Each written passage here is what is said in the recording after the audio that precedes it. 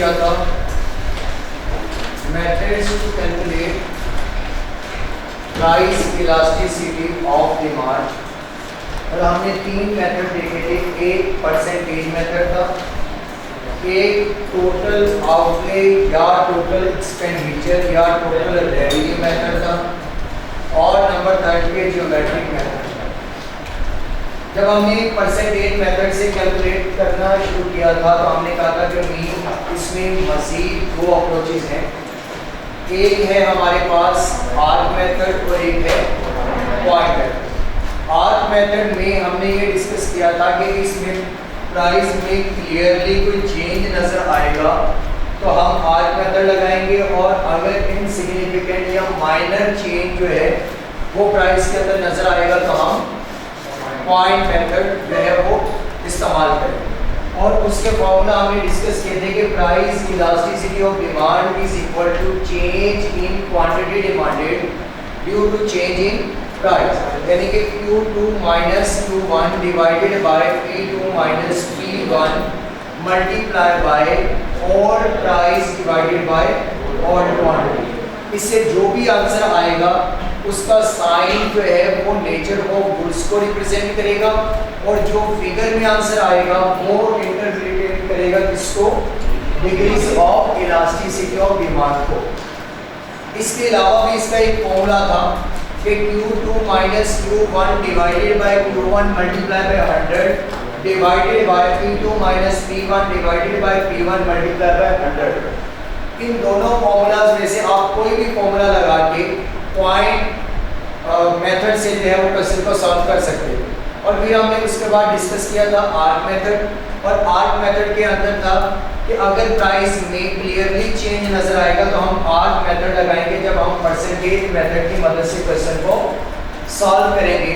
उसका फॉर्मूला था Q2 minus Q1 divided by P2 minus P1 multiply by average price divided by average quantity.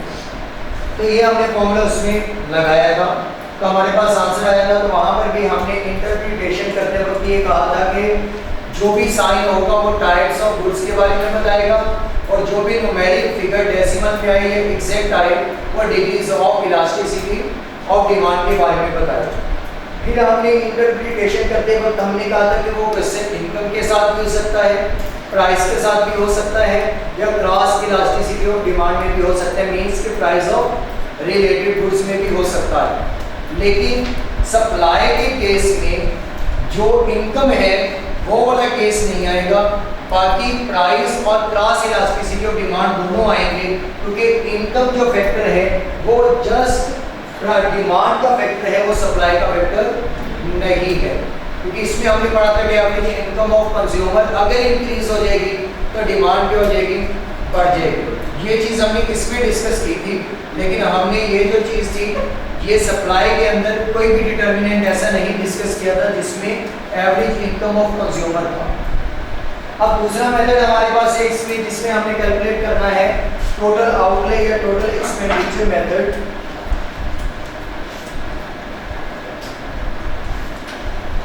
Total outlay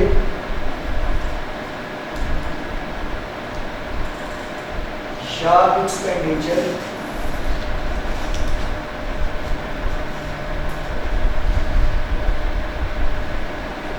या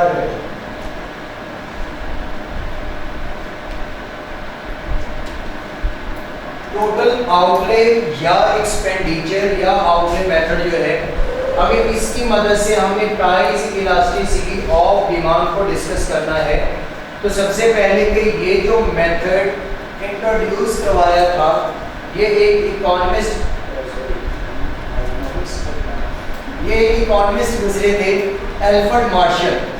Alfred Marshall एक economist थे, तो ये method introduce करवाया था टोटल रेवेन्यू एल्फ्रेड मार्शल ने, और इसने कहा था कि हम रेवेन्यू में चेंज देखेंगे before and after the change in price. Price में चेंज होने से पहले रेवेन्यू कितना था और प्राइस में चेंज आने के बाद रेवेन्यू कितना है, मीन्स के प्राइस में चेंज आने से पहले, बिफोर एंड आफ्टर, तो हम क्या देखेंगे कि क्या चेंज आया है रेवेन्यू के अंदर। और इसमें जो डिग्रीज बताई जाएंगी वो 3 डिग्रीज को एक्सप्लेन करता है, एक इन इलास्टिक को, एक यूनिटरी को यानी कि यूनिट इलास्टिक को, और third one in elastic. 3 degrees को ये एक्सप्लेन करेगा, एक इन इलास्टिक, एक यूनिट इलास्टिक और एक इलास्टिक को। और इसमें जो रेवेन्यू में चेंज देखा जाएगा वो प्राइस के चेंज होने से बिफोर और लेटर, आफ्टर या बिफोर, ये जो है चेंज देख के हम रेवेन्यू को देख रहे होंगे। तो मीन्स यहाँ पर 3 ही सिनेरियोस बनेंगे, एक इलास्टिक का बनेगा, एक यूनिट इलास्टिक का बनेगा और एक इलास्टिक डिमांड का बनेगा। तो यहाँ पर पहला केस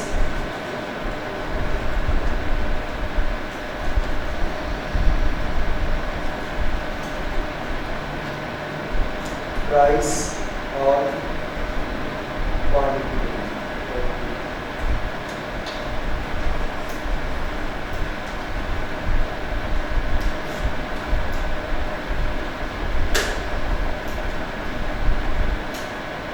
यहाँ पर प्राइस बढ़ गई। अगर पहले प्राइस थी 10, तो 10 जब प्राइस थी तो क्वांटिटी बिका करती थी 15 यूनिट्स। मींस प्राइस जब 10 थी तो क्वांटिटी बिकती थी 15 यूनिट्स। तो प्राइस के मतलब प्राइस पहले थी 10 और क्वांटिटी डिमांडेड थी 15 यूनिट्स की, तो हम 10 रुपये में 15 यूनिट बेचा करते थे। जैसे ही हमने प्राइस को बढ़ाया तो प्राइस के बढ़ाने से क्वांटिटी डिमांडेड क्या हुई होगी, कम हो गई होगी। अब क्वांटिटी डिमांडेड डिक्रीज हो गई आ गई 6 को, तो यहाँ पर क्वांटिटी डिमांडेड क्या होगी, डिक्रीज। प्राइस के बढ़ने से क्वांटिटी डिमांडेड डिक्रीज हो गई। अब अगर तो सिर्फ यहाँ तक देखें तो ये तो जो हमने लॉ ऑफ डिमांड पढ़ा था केस 1 में, अभी तक तो वही फुलफिल हो रहा है कि प्राइस के बढ़ने से डिमांड हो गई कम। लेकिन जब हम मेथड डिस्कस करेंगे टोटल रेवेन्यू या आउटले एक्सपेंडिचर, तो उसमें हमने ये कहा था कि हमने रेवेन्यू को देखना है कि रेवेन्यू में कितना चेंज आया, प्राइस में पहले चेंज कितना था और अब मींस प्राइस पहले कितनी थी और चेंज के बाद दोनों रेवेन्यू का हमने कंपैरिजन करना है।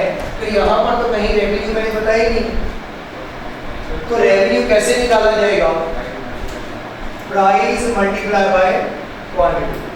टोटल रेवेन्यू बराबर होता है, total revenue is equal to price multiply by quantity. Revenue होता है कमाई, मुनाफा नहीं कमाई, प्रॉफिट होगा मुनाफा और रेवेन्यू होगा कमाई। मींस के जो यूनिट आपने मार्केट में जितने के बेच के पैसे लिए वो टोटल अमाउंट जो आपके पास आई है वो क्या कहलाएगी, रेवेन्यू।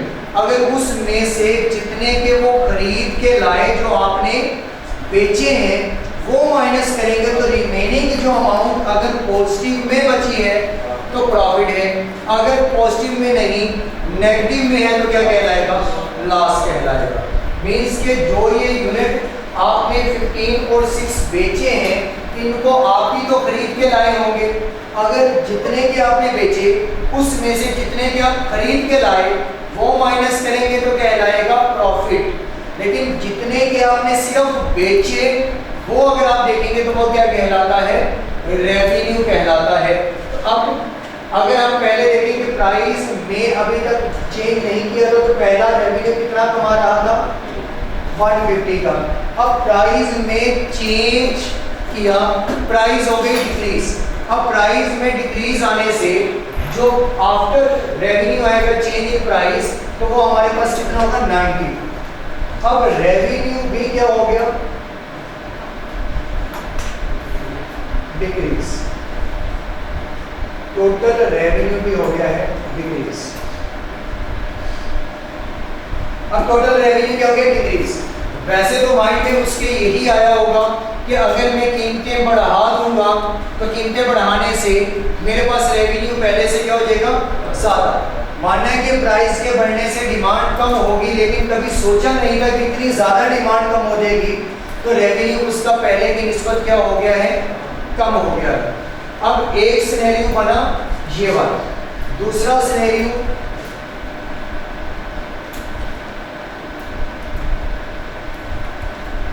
इसमें भी प्राइस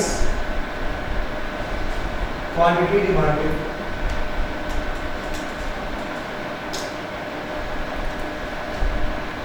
पहले प्राइस थी 10 और कितने यूनिट बेचा करता था 15, मींस ओरिजिनल तो हम वैसे ही रखेंगे कि एक प्राइस पहले थी, दूसरा प्राइस में चेंज आया, प्राइस डिक्रीज हुई, प्राइस के डिक्रीज होने से रेवेन्यू पे फर्क पड़ेगा।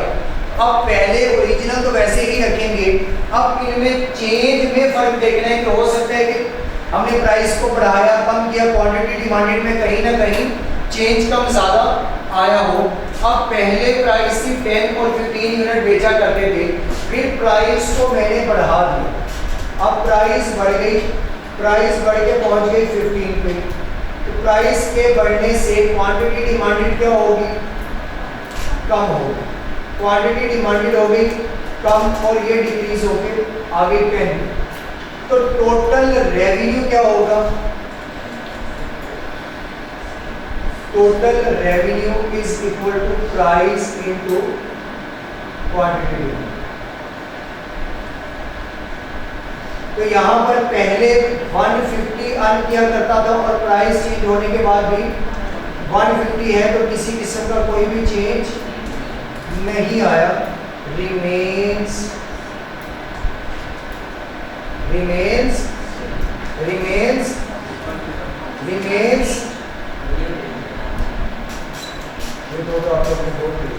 same, remains constant, remains unchanged, के मीन्स इसमें किसी किस्म का कोई भी चेंज नहीं आया after and before change in price. Change price को चेंज करने से पहले या प्राइस को चेंज करने के बाद किसी किस्म का कोई भी चेंज नहीं आया, टोटल रेवेन्यू वैसे का वैसे ही 150 रहा।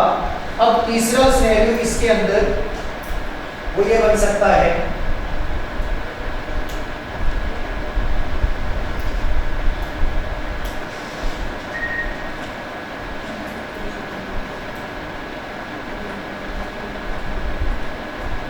पहले प्राइस थी 10 और 15 की क्वांटिटी बेचा करता था, अब प्राइस बढ़ के हो गई 15, अब 10 to 15 पे प्राइस चली गई।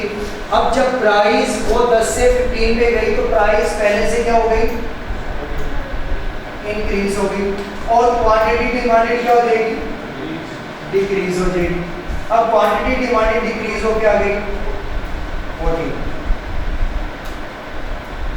अब यहां पर जो रेवेन्यू ये अर्न करेगा, total revenue price multiply by quantity demand, पहले अर्न किया करता था 150, अब कितना ये अर्न करेगा 210 जी 210। तो रेवेन्यू भी पहले से क्या हो गया है, बढ़ गया।